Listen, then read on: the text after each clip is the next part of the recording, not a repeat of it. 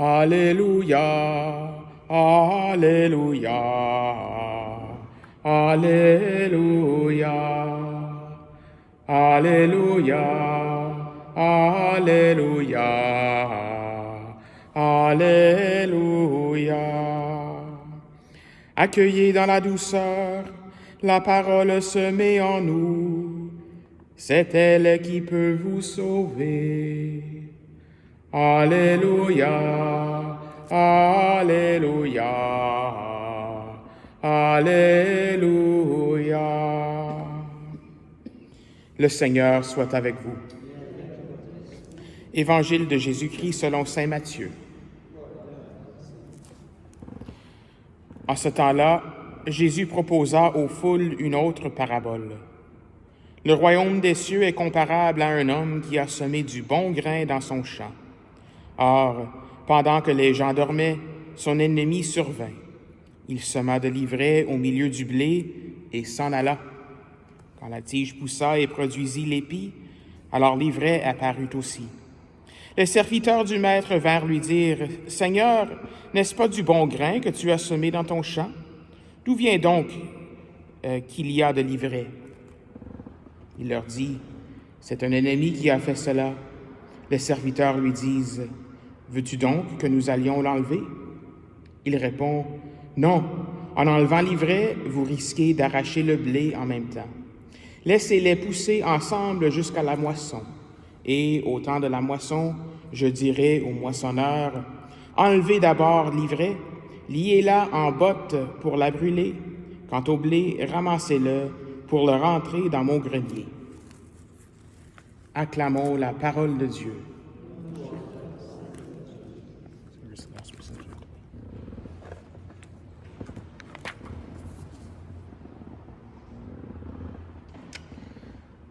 Alors aujourd'hui, avec cette parabole de l'épi et l'ivraie, ça nous parle de la coexistence du bien et du mal. Donc c'est toujours une tentation, je crois, que nous voulons essayer de purifier, enlever tout le mal, de purifier l'Église ou bien de purifier la société de tout ce qui est mal.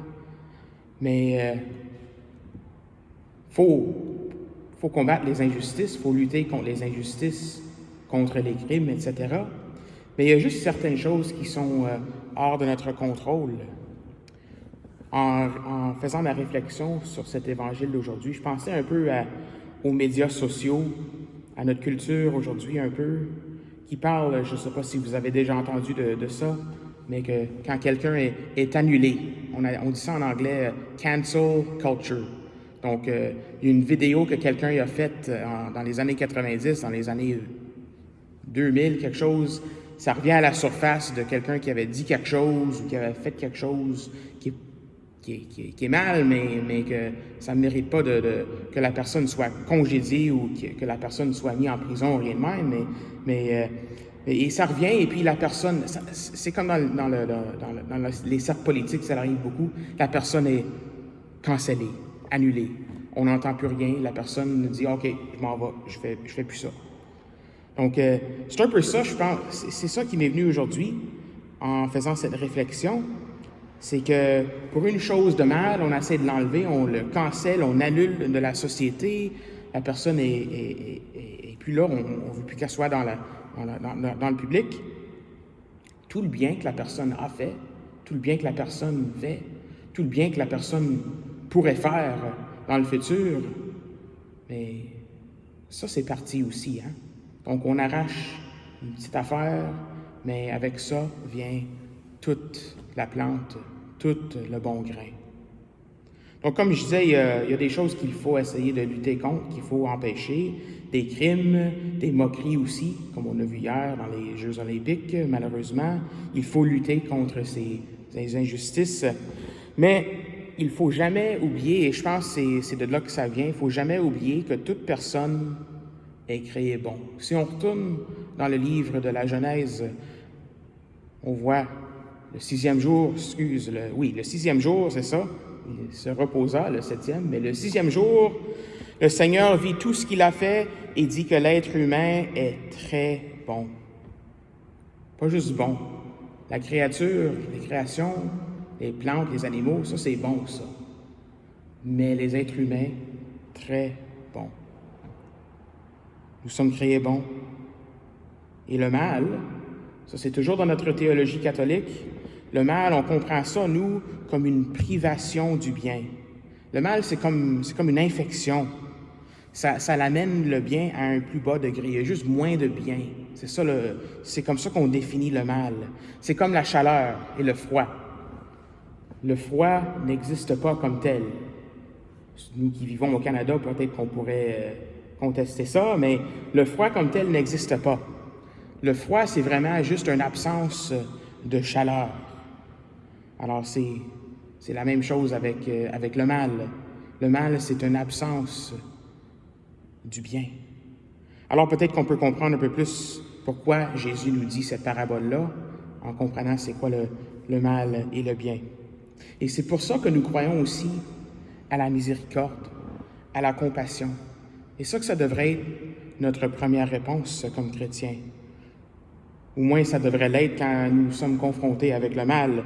Et cette réaction vient d'une place où nous réalisons que nous avons tous et toutes dans nos vies, dans nos propres vies, nous retrouvons des fois de l'ivraie. Nous retrouvons des mauvaises herbes. Que ce soit dans notre vie quotidienne, que ce soit nous-mêmes, que ce soit même dans l'Église aussi, même parmi donc le clergé, que ce soit même dans la société en général. Le bien et le mal coexistent. Le Seigneur nous dit qu'ils peuvent coexister. Et puis à la fin des temps, au temps de la récolte, là, tout va être arrangé. Le Seigneur va tout enlever. C'est lui l'expert. Donc, nous pouvons lui laisser être l'expert. Donc, j'ai croisé un évêque des États-Unis, il s'appelle Bishop Fulton Sheen. Il racontait une histoire à un moment donné. Il racontait que quelqu'un qui avait parlé à une madame ou un monsieur, je ne sais pas qui, puis la personne lui disait, c'est une personne en tout cas, elle lui disait, moi, je ne veux pas aller à l'église, je ne veux pas m'associer avec ces chrétiens-là parce que, tu sais, sont tous des hypocrites. Ils disent quelque chose, puis ils font quelque chose d'autre. C'est un peu le thème de la première lecture d'aujourd'hui. Et il ne pratiquait pas ce qu'il prêchait. Tu sais, on parle du bien, mais il y a du mal. Ils sont des hypocrites. Alors, Fulton Sheen aurait dit, apparemment il aurait dit, il y a toujours de la place pour une autre. Donc, c'est ça qu'il aurait dit. Il y a toujours de la place pour un autre hypocrite. Donc, ça nous fait réfléchir, je pense, aujourd'hui, avec tout cela. Tout cela pour dire que oui, il y a du mal. En nous, en l'Église, dans le monde. Et notre devoir devrait être le plus possible de semer le bon grain. Il y aura des mauvaises herbes, oui, mais nous devons essayer de semer le bon grain. Et j'aime beaucoup ce que Jérémie recommande pour semer le bon grain. Maintenez le droit entre un homme et son prochain, ne pas opprimer l'immigré, l'orphelin ou la veuve, ne pas verser le sang de l'innocent, ne pas suivre d'autres dieux. C'est des bons exemples de semer le bon grain. Alors, on fait notre possible. Hein? C'est ça que le Seigneur nous demande. On fait notre possible pour grandir dans la sainteté, pour semer le bon grain autour de nous. Et à la récolte, à la fin des temps, les petits mauvaises herbes qui restent, s'il y en a, tout simplement, le Seigneur, il va les jeter. Il va enlever ça. Parce que, ultimement, ce que le Seigneur veut faire en nous, il veut qu'on retrouve nos tout débuts. Il veut toujours qu'on soit bon. Il veut qu'on soit très bon, comme il l'a fait au moment de notre création.